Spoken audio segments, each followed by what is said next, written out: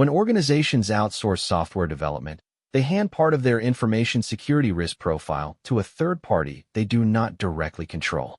ISO 27001, 2022 Control A.8.30 requires organizations to manage the information security risks that arise when software development activities are performed by external parties. In this video, we explore the risks of outsourced development, the contractual and technical controls the standard requires, and how organizations can maintain security assurance over code they did not write themselves. Let us begin by understanding the information security risks specific to outsourced software development and why A.8.30 exists as a distinct control. Control A.8.30 exists because outsourcing software development introduces information security risks that internal development does not. Risks related to code quality, intellectual property, supply chain integrity, and the reduced visibility organizations have over externally performed work. External development teams operate under their own processes and quality standards, which may not align with the organization's security requirements.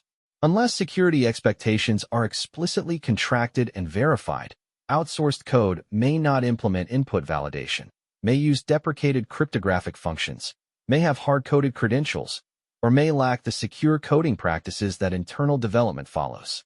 The organization remains responsible for the security of the delivered software regardless of who wrote it. Intellectual property risks in outsourced development include the developer retaining rights to code they wrote, reusing the organization's proprietary code in other client projects, or failing to properly license third-party components used in the deliverable. These risks have both commercial and security dimensions.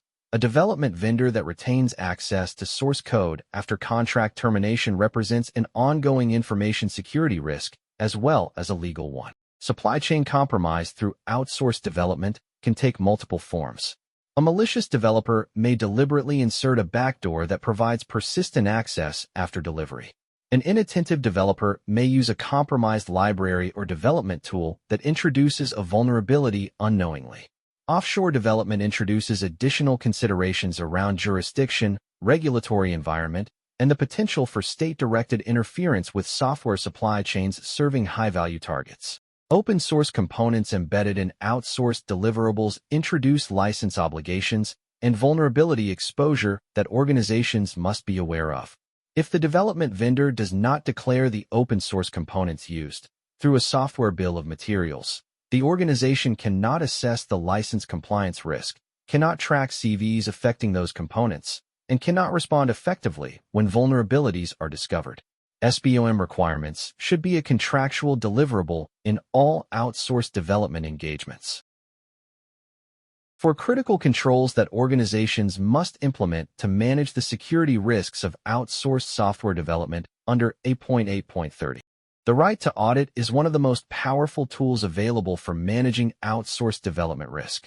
It provides the legal basis for the organization to conduct or commission assessments of the vendor's development security practices, including code review, penetration testing of deliverables, and review of secure development procedures. Even if the right is never exercised, its presence in the contract creates a compliance expectation that influences vendor behavior throughout the engagement. Code escrow is primarily a business continuity measure, but it also has information security implications. Without source code, the organization cannot audit the code for security vulnerabilities after vendor relationship termination, cannot maintain or patch the application, and cannot respond effectively to security incidents affecting the software. Escrow arrangements should specify the format and completeness of the deposited code and be tested periodically to ensure the deposited code is functional and current. An SBOM is essential for managing the security of outsourced software throughout its operational life. Without knowing which open source and third-party components are included in a deliverable, the organization cannot monitor for vulnerabilities affecting those components, cannot assess license compliance, and cannot plan remediation when components reach end of support. Requiring the vendor to deliver an SBOM as part of every release is a straightforward contractual requirement with significant downstream security value. Requiring the vendor to conduct security testing as part of their delivery process and to provide the results gives the organization visibility into the security posture of what they are receiving before accepting it.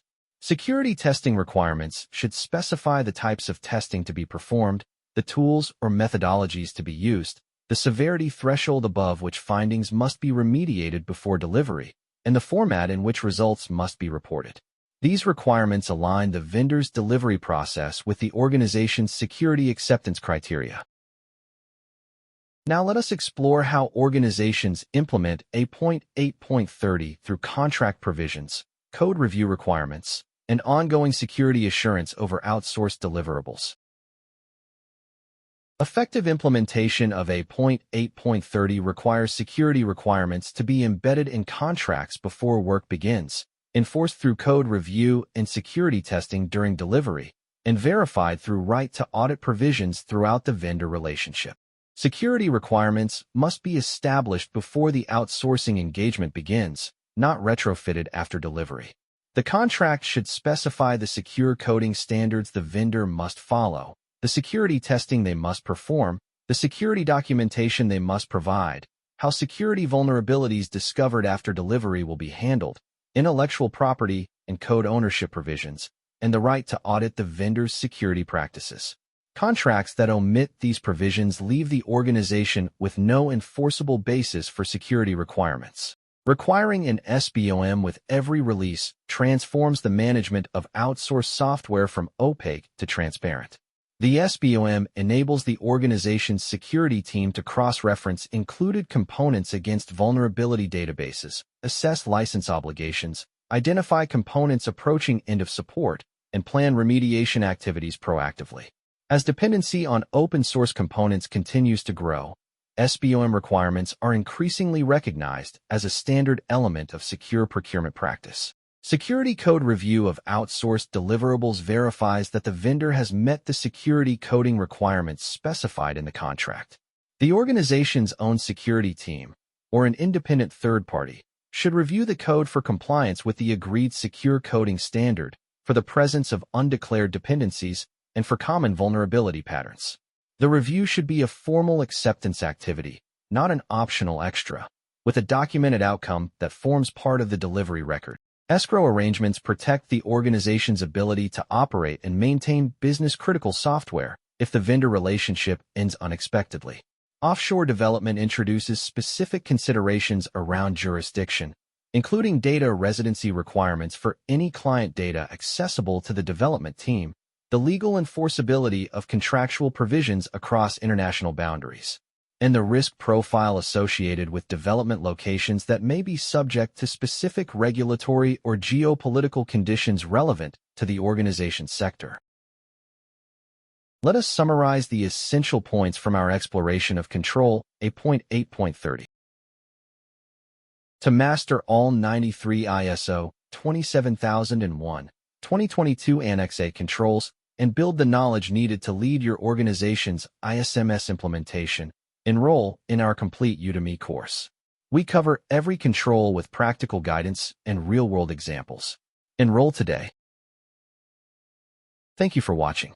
If you found this helpful, please like and subscribe for more ISO 27001 control explanations. See you in the next video.